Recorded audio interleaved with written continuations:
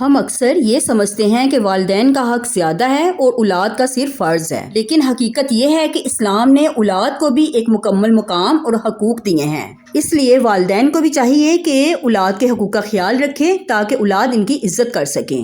Hello everyone, how are you?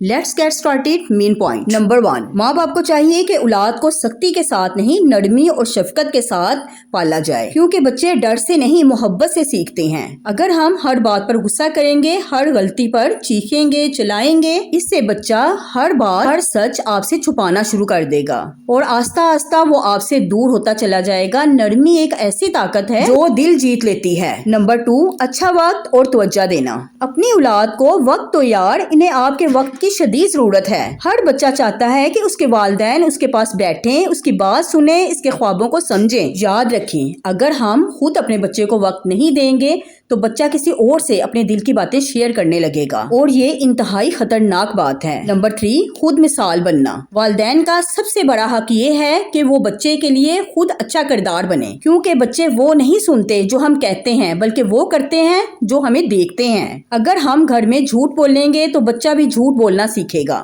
اگر ہم دوسروں کو عزت دیتے ہیں تو بچہ بھی خود بخود ہماری اور دوسروں کی عزت کرنا سیکھ جائے گا۔ اس لیے والدین کو چاہیے کہ سب سے بڑی مثال وہ خود بنے۔ نمبر 4، ان کے جذبات کو سمجھنا۔ والدین کا یہ بھی حق ہے کہ وہ بچے کے جذبات کو سمجھے۔ یار ہر بچہ ایک جیسا نہیں ہوتا۔ یار کوئی بچہ سینسٹیو ہوتا ہے، کوئی شرارتی تو کوئی خاموش رہنے والا۔ اگر ہم سب بچوں کو ہی ایک ہی نظر سے دیکھنے لگیں گے تو ہم اس کی اصل شخصیت کو کبھی نہیں سمجھ پائیں گے۔ بچے کو ہمیشہ یہ احساس ہونا چاہیے کہ اس کے والدین اس کو سمجھتے ہیں، صرف کنٹرول نہیں کرتے۔ یاد رکھیں، اولاد صرف ایک ذمہ داری نہیں بلکہ ایک امانت ہے۔ اس لیے بچے کو آپ کی محبت، وقت اور اسے نرمی کی بہت ضرورت ہے۔ اگر ہم یہ سب پورا کریں گے تو ہمارے گھروں میں سکون اور گھر جنت بن سکتا ہے، اور اگر ہم نے لاپرواہی سے کام لیا تو یہی رشتے دوری میں بدل سکتے ہیں۔ میری اللہ سے دعا ہے کہ اللہ تعالیٰ میری اور سب کی اولاد کو اس فتنے کے دور سے محفوظ رکھے اور والدین کا فرما بردار بنائے۔ آمین۔ Bye bye.